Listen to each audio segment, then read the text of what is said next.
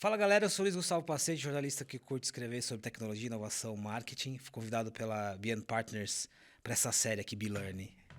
A gente está falando sobre tecnologia, inovação. Falando não, a gente está desconstruindo, porque tem muita gente falando sobre vários assuntos, né? E para desconstruir o tema aqui, marcas e cultura, bem-vindo, Toquinho, Kiara, bem-vinda. Obrigado pela presença de vocês. O papo aqui é aberto, é para aterrissar algumas coisas mesmo, é para ir além da buzzword, é para ser descontraído.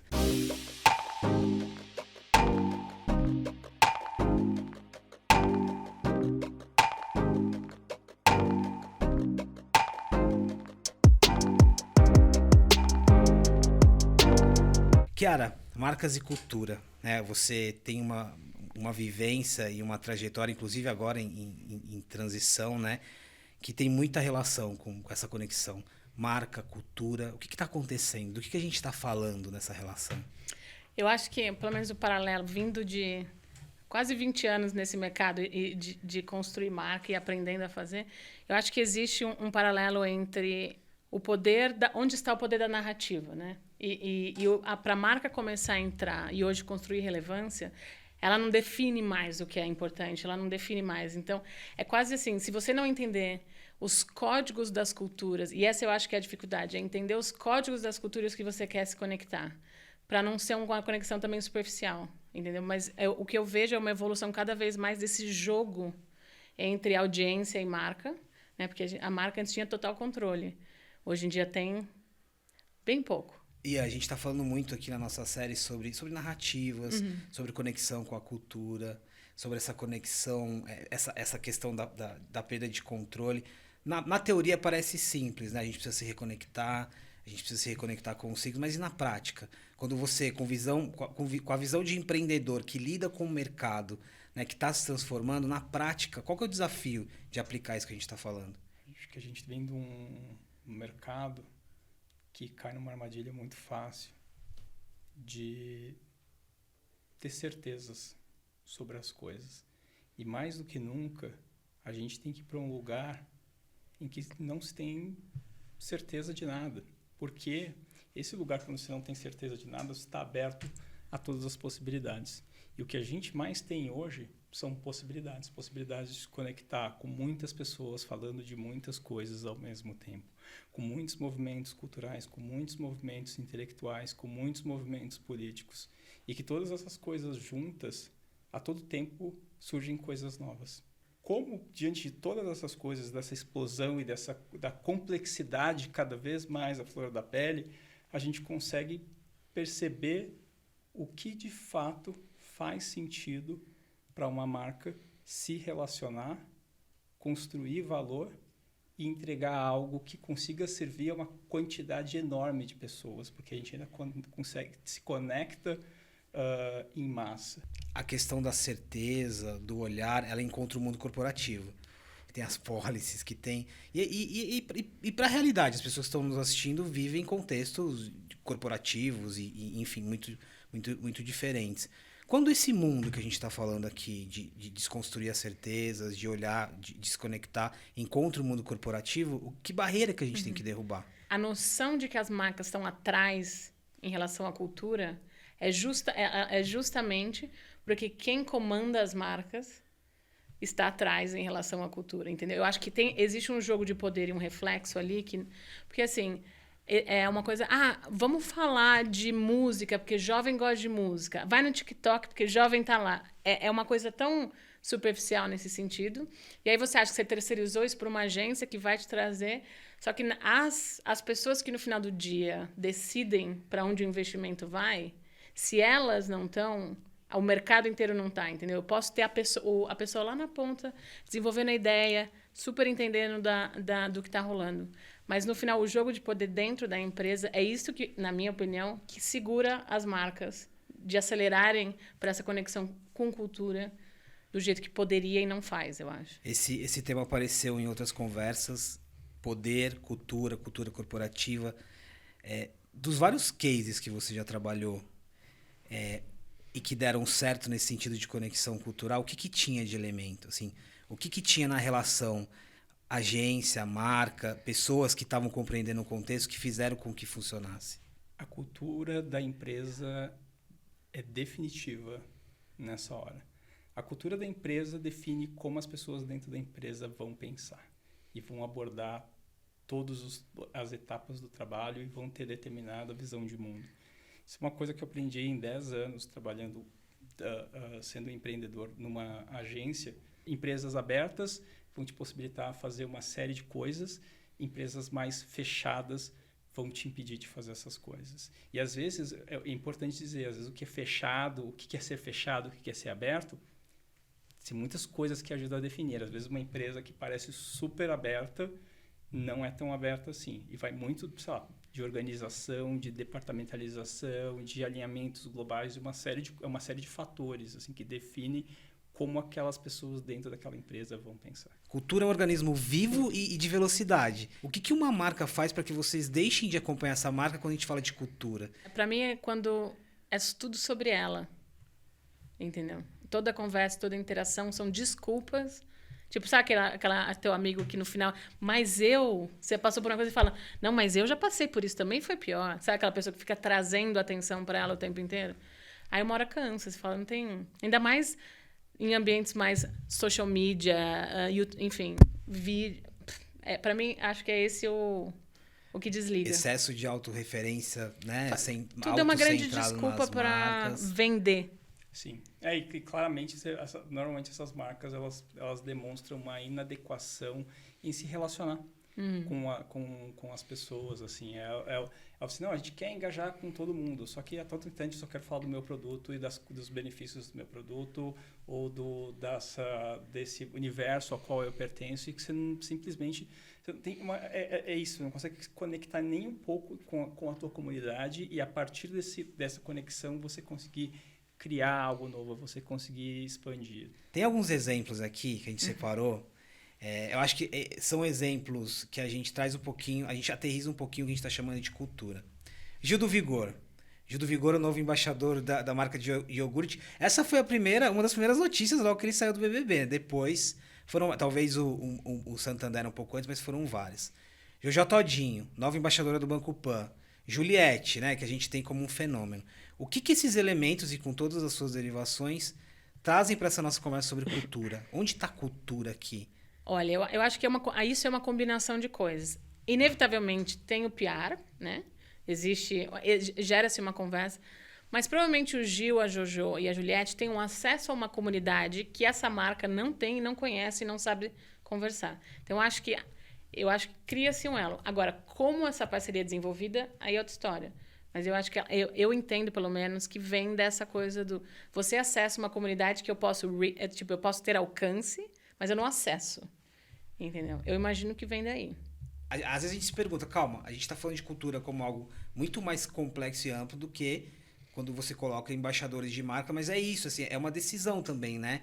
O que eu estou entendendo como cultura e como que eu vou trabalhar no longo prazo, assim, o que tem para ser concreto. Uhum. Tem um exemplo, talvez não citando nomes de marcas, mas uma grande marca de calçados jovens tinha um problema no Brasil de que eles focaram muito numa linha específica de tênis para corrida e que ganhou um monte de adeptos dentro desse nicho, mas que todas as outras linhas dessa marca foram simplesmente relegadas. Principalmente o público mais jovem, influenciador, urbano, começou a não gostar dessa marca e consumir outras marcas.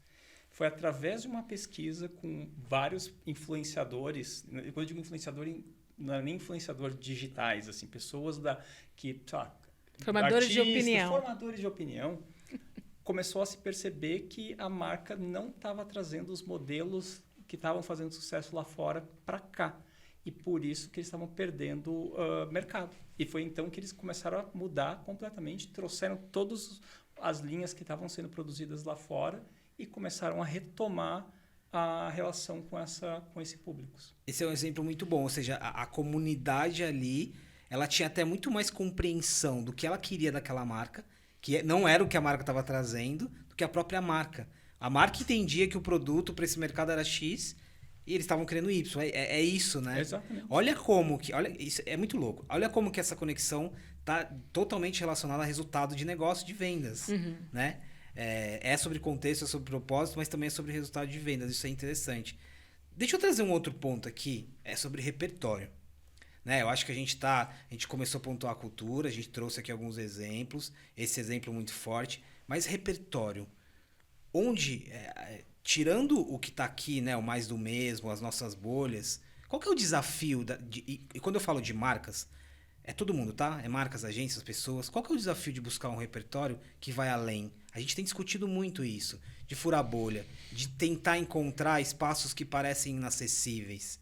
A primeira coisa que me veio na cabeça foi você, de fato, ter a curiosidade ou o interesse, sabe? Eu acho que é uma coisa ativa.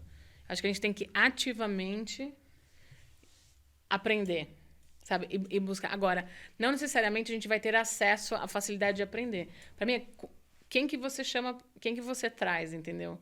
Então, por exemplo, quando você trabalha com um creator ou um artista, trabalha com o time dessa pessoa. Porque eles conseguem entender os códigos e conseguem entender de um jeito que, às vezes, a produtora da agência que quer fazer não vai ter o mesmo olhar. Então, eu acho que essa rede que se forma... Pessoalmente, eu acho que a gente tem que estar sempre entendendo que, assim, provavelmente eu não sei, ou, assim, a minha visão não é porque eu acho uma coisa que essa coisa é verdade, mas eu acho que tem formas com quem você se associa e como você trabalha junto com essas pessoas. Tem um outro exemplo também muito prático, que é desde 2004, desde 2006, né, quando o YouTube surgiu, surgiu junto com o YouTube a produção de conteúdo feito por mulheres, principalmente mulheres negras, sobre cabelos cacheados. Até então, o que você tinha em termos de propaganda, de comunicação, era comunicação para cabelos lisos, né? Toda a cultura do Brasil, até então, era focada em cabelos lisos, né? Quando você procurava coisas relacionadas a cabelos cacheados, era sempre de uma forma muito ruim, né? Ela tinha textos como como domar os seus cabelos cacheados, né? Que chamava-se cabelos crespos de cabelos ruins. E essas mulheres começaram a criar conteúdo de forma independente, porque ninguém as representava e você não tinha repertório, e elas começaram a criar comunidades. Então, você começa a surgir as primeiras celebridades nessa época, né, as web celebs. Isso começa depois a aumentar com o próprio Instagram. Você tem, então, uma quantidade de mulheres começando a falar cada vez mais do cabelo cacheado. Pra você ter uma ideia, hoje, os 5 maiores grupos de cabelos cacheados no Facebook, ele reúne mais de 1 milhão... se não me engano, mais de 1,5 milhão de pessoas. E eles têm mais de 400, 500 posts, publicações por dia. Muito engajamento. O interessante foi que em 2013, a quantidade as pesquisas por cabelos cacheados ultrapassaram cabelos lisos pela primeira vez. E essa curva é ascendente e continua crescendo. E a quantidade de mulheres que se assumiram ter cabelos cacheados no Brasil saiu de mais ou menos 40% e em 2014 já estava em 70%. Então, você tem uma quantidade um movimento que é totalmente fora de marcas, que começou a crescer de uma maneira muito absurda, que muda uma série de coisas dentro da nossa sociedade e que a maioria das marcas não sabem como lidar com esse tipo de coisa. Elas não estão preparadas, elas não têm estrutura para conseguir capturar o que é esse momento e conseguir crescer junto com eles. E volta um pouco, você estava falando antes também na questão de querer ter o controle, né? De não tem mais. Não tem controle. Não tem mais. Não tem controle. Na verdade, E é melhor não ter. E é melhor não ter. Exato. Eu acho que é interessante que movimentos como esse expõem qual que é esse desafio para as marcas. Uhum. Porque justamente é isso. As marcas começam a ver que a gente não consegue acompanhar. Né? E eu falei desse exemplo de cabelo, mas isso pode acontecer com qualquer outro segmento. Né? Se você tem movimentos que vão ganhando espaço muito grandes, né, e que se tornam independentes e muito fortes, claramente vai começar a ver algumas marcas que têm relação com esse mercado desesperadas, porque a estrutura delas e as pessoas que a estrutura delas atrai não conseguem acompanhar. Porque eu acho que também isso é uma coisa que a gente fala muito pouco, né? Que sei lá, se a gente for pensar que desde sempre, os trainees de todas essas grandes empresas vêm dos mesmos lugares, são as mesmas pessoas pensando nas mesmas coisas dentro de uma das sociedades mais plurais e diferentes que existe como a brasileira. Então, você basicamente está mantendo o mesmo jeito de pensar para uma sociedade que o que mais faz é mudança de pensamento. A nossa discussão de bater na tecla quando a gente fala sobre diversidade e inclusão, de repertórios e de vivências, é sobre pessoas de culturas que acompanham uma mudança de cultura. Senão você sempre vai ficar tomando invertida, né? Mas, de novo, né? Estão todos aqui nesse mesmo barco, eu digo marcas, agências, mercado. Vamos trazer alguns exemplos aqui. Balenciaga e Fortnite, que eu nem consigo trazer aqui números em relação a uma camiseta de Balenciaga. Mas aqui tem uma questão interessante. Você pode olhar e falar assim, não, é uma collab com um jogo, né? É uma collab com um jogo e tal, mas o que isso representa? Tem muitas camadas aqui, né? Tem muitas camadas, não é só um jogo, são comunidades, são signos, são transformações. Você trouxe o exemplo, quando a gente estava falando de Balenciaga, dos Simpsons também, né? Que rolou agora, assim, vamos lá, eu trabalhei no mercado de moda e para mim é fascinante em como a construção de narrativa e são storytellers maravilhosos, assim, e entendem como mexer conversa, como a gente, eu acho que não... bebidas e não entende ainda como fazer.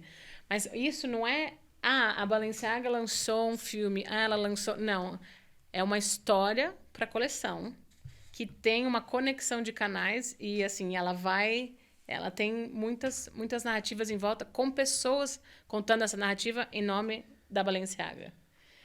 O dos Simpsons que rolou, que foi o lançamento da coleção que fizeram a semana passada, primeiro que assim a moda já tem assim um interesse natural como categoria, vai. Ele fez um lançamento, fez a coleção e no final ele mostrou um episódio dos Simpsons e Balenciaga. Foi o jeito de fechar, em que põe os personagens também desfilando e tal. Lá estão todos os editores de todas as grandes revistas e qualquer editor de qualquer grande coisa. O efeito que aquilo gera atinge uma proporção, tanto que a gente vê 2 dias depois, porque sabe, pega o efeito. Mas é essa habilidade, entendeu? Eu vou criar, nesse momento, que é um momento importante para mim, uma conversa que vai muito além e vai reverberar por muito mais tempo do que se eu só mostrar a minha coleção dentro na passarela, no Fashion Week de Paris. E quando você estava dando exemplo ali de entender jornada, não é algo isolado aqui, não é sobre Fortnite ou não é especificamente sobre os Simpsons. É a construção de narrativa, mas de forma muito estratégica, né? Pensa que a maioria das pessoas que provavelmente conversaram ou interagiram não compram Balenciaga, né? Eu estudei muito a jornada da Gucci, da reinvenção, o tempo que tomou e tal. E é aquela coisa do tipo, o que vende, o desejo, né? Você vende um desejo para as pessoas comprarem o quê? O cinto, a meia, a carteira e a camiseta, né? Então, porque no final eu quero ter um item. Então, construir esse mundo é muito interessante. Porque ele é um mundo que joga com o nosso desejo, com a exclusividade, com a notícia. É super interessante. Você mencionou a Gucci, é interessante. Gucci, Louis Vuitton, elas estão muito, muito ativas nos universos de games também, né? Isso é muito interessante. Na moda, você tem um passo à frente. Deixa eu fazer uma pergunta. A gente já conversou sobre isso. Se for algo em off, desconsidera. Corta. Mas quando a gente estava falando ali um pouco sobre trabalhar um projeto específico com games e você precisou trazer o olhar de um parceiro que tinha uma vivência nesse universo. Daqui a pouco a gente vai seguir, não vai ficar só nos games, mas aqui tem... os games, eles estão hypados, estão aí, todo mundo está falando, porque eles têm várias camadas, né? Não é sobre o entretenimento, né? Não é sobre jogo apenas, e eu queria falar um pouquinho sobre isso. Como que esse universo dos games vai conectando música, vai conectando moda, vai conectando conversas que estão rolando ali, né? Qual a complexidade que está além de um Fortnite ou de um Free Fire? Uau! Não era nada em off, não, né? Não, de forma alguma. Acho que estou pensando na melhor forma de abordar esse assunto, porque eu acho que ele tem várias camadas. Acho que quando a gente pensa em games hoje, talvez é interessante a gente entender qual que é o falou, o tamanho e a complexidade disso. Porque, por exemplo, eu sou um cara, sou gamer, sou, sabe, gamer há 35 anos, mais que isso. Só que a forma como eu sou gamer hoje, ela é apenas uma dessas das milhares de formas, e eu me considero muito desconectado com o que de fato é o universo gamer hoje, que é uma coisa que é de comunidades online, é muita gente online conversando juntas, você tem um consumo de gameplay, ou seja, tem um consumo de pessoas jogando, né? Para você ver as pessoas jogando é entretenimento. Isso é outra coisa que a gente não tinha antes. Uma coisa era eu consumir eu jogar videogame, outra coisa é eu assistir alguém jogando videogame, né? Que aumentou consideravelmente. A outra coisa é você jogar videogame com um monte de outras pessoas, que é diferente. A diferença das plataformas que você pode jogar hoje em qualquer lugar. Você pode jogar no celular, você pode jogar nos consoles, você pode jogar em uma série de coisas que também aumentou tudo isso. E essas plataformas de games, elas acabam desenvolvendo outras tecnologias. Quando a gente pega a Twitch e toda a lógica da Twitch, que é de assistir, das pessoas pagando, das pessoas investindo o dinheiro delas ali para elas poderem interagir. Você tem uma série de coisas que esse universo de games vai habilitando, que e com a força muito grande, que você pensa assim, tá, ok, ao mesmo, e muito dinheiro circulando, acho que é importante falar, né? Tem muito dinheiro circulando, muito dinheiro. Porque você pode, acho que pega o próprio exemplo do Fortnite, ele é isso, né? Das disputas que ele tem com a Apple, da própria Apple que construiu a sua própria Game Store, justamente para poder não ter que pagar tanto repasse. Isso vai chamar a atenção de qualquer marca, porque entende que ali você não só tem uma grande concentração de muita gente com muito dinheiro, mas de pessoas que fazem esse dinheiro circular muito fácil. Né? Também, então, assim, não é só que as pessoas têm dinheiro. As pessoas têm dinheiro e o dinheiro fica ali, circulando, porque eles já são pessoas que têm uma mentalidade de que o dinheiro circula muito fácil, de item que eu compro, de coisas que eu pago na Twitch, de itens dos próprios jogos. E, obviamente, para uma marca é interessantíssimo você estar ali, porque, como a Chiara até pontuou, você pega uma Balenciaga, puta, compra o cinto, compra uma coisa. Só que, assim, falando isso é muito fácil. Ele é tão complexo e tão grande, tão emaranhado, que para você conseguir entrar nesse universo, demanda muito estudo, demanda muita pesquisa, demanda muita gente trabalhando junto, focado em como entender o funcionamento, de como entrar direito nessas. E você tem que meio que ser convidado quase, né? É isso. Tem que, assim, beleza, vamos ver se você pode entrar. E como você é convidado. Eu me identifiquei muito aqui com o que você estava falando, porque assim, eu gosto muito de falar de games e esportes, até com um olhar de negócio, mas eu não. E fiquei um pouco associado, mas eu não sou gamer. Eu não jogo. Se você me falar de um jogo aqui, mas assim, o que você falou, eu gosto de assistir o Gaules, eu não curtia muito a NBA. Eu comecei a assistir a NBA pelo Gaules, que transmitia. Isso é muito louco, assim, até para explicar o que eu sou dentro desse mundo, que às vezes a gente coloca na caixinha do gamer, é muito louco, né? É um lifestyle, é um consumo de... Pra mim, game é muito social. Outro dia eu entrei no túnel do Coelho ali no YouTube de web dating no Fortnite. E vendo os vídeos. É muito... Porque é isso, é um cruzamento de comportamentos, não é mais... Sei lá, eu jogava Alex Kidd no Master System, e era bem... Master System. Não é mais isso. Eu vou... Você já deu até uma deixa aqui pra gente falar de Babalu. Olha a relação de Master System e Babalu. Mas só pra gente fechar esse ponto aqui, então é muito interessante. Você falou, tem que ser convidado e parece...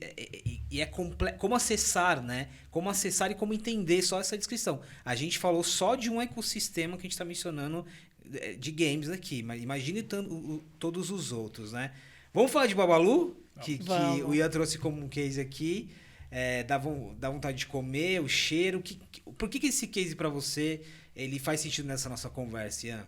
Aqui é muito entender que a marca aproveitou algum tipo de conversa que estava acontecendo na rede e das pessoas aproveitando essa conversa para entender que existia uma demanda escondida, que é essa coisa de associar, de ter memória de cheiros.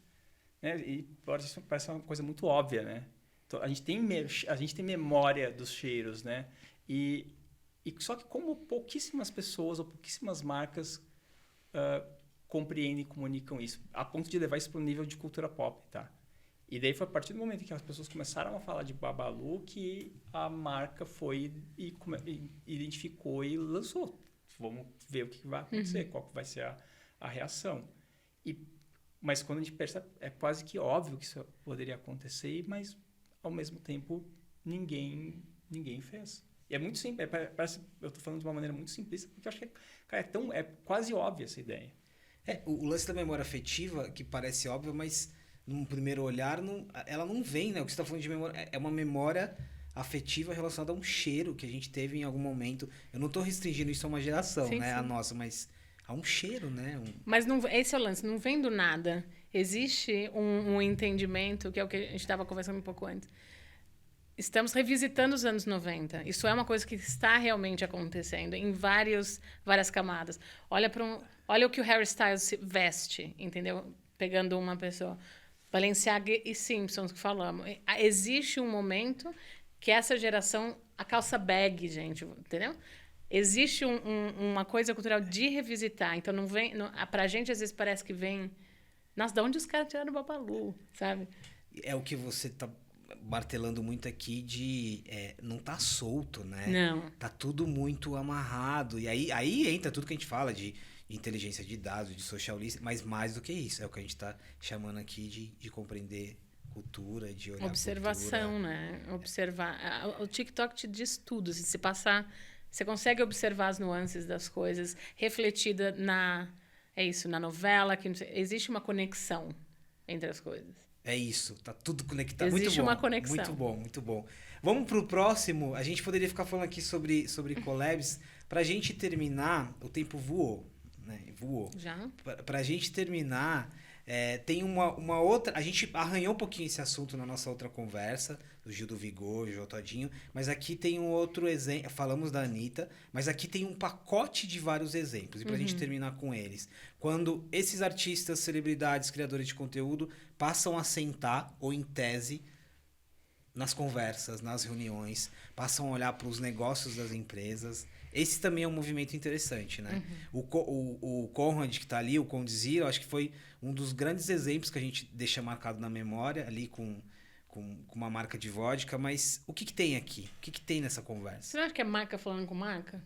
É uma collab de marca? Concordo. É marca falando com marca, entendeu? É que a dinâmica do que é marca... Isso, assim... Condzilla é uma marca, Anitta é uma marca... É marca falando Just com marca. É uma marca. A nova collab de marcas. Porque é isso, não é uma pessoa falando com uma marca. Não, é uma enterprise. Sim. O Condzilla não é só... Exatamente, o Condzilla não é só Condzilla.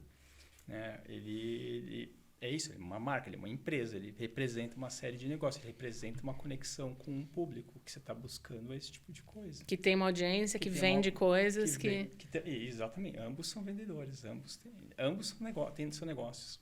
O marca conversa com marca numa linha provocativa do tipo... Também pra gente tomar cuidado, para não ficar... Não, eu acho pra mim é uma linha mais de dar real. Sabe? Muito bom. Porque é isso, hoje em dia... Acho que também o tamanho que, por exemplo, creators e influenciadores, indo além da criação de conteúdo em si, e entendendo que, assim, por que eu vou ficar fazendo publi se eu crio o produto, entendeu? Porque eu tenho uma audiência que, às vezes, é mais forte e mais engajada do que a própria marca que está... Então, essa dinâmica é muito interessante. Então, é melhor se aliar do que achar que é um problema, entendeu? Isso, e quando você vai perceber um pouco ali, no padrão, quase sempre ou é um público jovem e negro, né? Ou de algum grupo minorizado da qual a marca está completamente distante em todos os sentidos possíveis e imagináveis. Então, essa collab é justamente para se mostrar uma aproximação com esse público que ela naturalmente demoraria, assim... Mas muito tempo para... Tô lembrando do seu exemplo dos cabelos cacheados. É bem isso. Eu preciso me aliar... Porque está provado que eu corporativamente não tenho condições, porque eu não tenho time diverso, tal. Eu me alio, também é uma forma da gente ir muito interessante. Marca conversando com marca tentando acompanhar esse movimento, e a gente ficaria aqui falando muito. Esse nosso assunto não é para 30, 40 minutos, né? Mas eu queria super agradecer e pedir pra gente terminar com uma provocação, assim, pra sair incomodado. Até agora, a gente tá falando de presente, é presente, assim. E a situação já é complexa, né? De velocidade. O quanto que ela pode piorar? Piorar no sentido de ser mais veloz e de ficar ainda mais complexa, a gente ficar ainda mais atento, entende? Pra gente sair daqui com uma provocação. Olha, na verdade, as coisas já estão numa velocidade... As coisas já estão perdidas há muito tempo para as marcas. Essa é a melhor provocação possível para terminar. Mas é real. Eu vou pegar um gente... exemplo de um cliente. Ele chegou para mim uma vez e falou assim, pô, Ian, veio uma galera aqui de uma consultoria, eles falaram umas coisas, né? E eu vi assim, como eles estão à frente do seu tempo. Daí eu falei assim, não, cliente, na real, eles estão no presente mesmo. Você é que está muito atrás. Muito atrás. Porque às vezes você descobriu uma coisa, você acha que o mundo descobriu junto com você aquele insight. Não. Tu só chegou atrasado na festa. Exato. E geralmente a gente está atrasado na festa. Então vamos ser muito educados na festa, sabe? Chegar, falar, eu sei que eu tô atrasado. Para ser convidado mas direitinho. Deixa eu vou ser um convidado legal. Gosto, as coisas já estão perdidas. Não é as pessoas, ou quem está à frente do seu tempo. Quem você acha que está à frente do seu tempo, na real, você está no presente. É isso. Exato. Aqui é um baita alerta. alerta. À frente do seu tempo é o presente. Aqui é um baita alerta. Quando você acha que você está falando de futuro, porque a gente está falando de games presentão. e imersão, a gente já até ficou cringe, né? Bom, gente, queria super agradecer. Obrigado mesmo, viu? Obrigada a você. Espero que vocês tenham gostado. A gente pegou um papo super cabeça, tentou costurar, falou até de Babalu. Mas amei, obrigado, também. Viu? Pessoal, obrigado por vocês acompanharem a gente até aqui. Tem vários outros assuntos nessa nossa série falando de dados, marca como creators e todos os outros tipos de conversa, nessa linha aqui de provocação. Compartilhe, se inscreve no canal, deixa o like e avisa aí pra sua rede.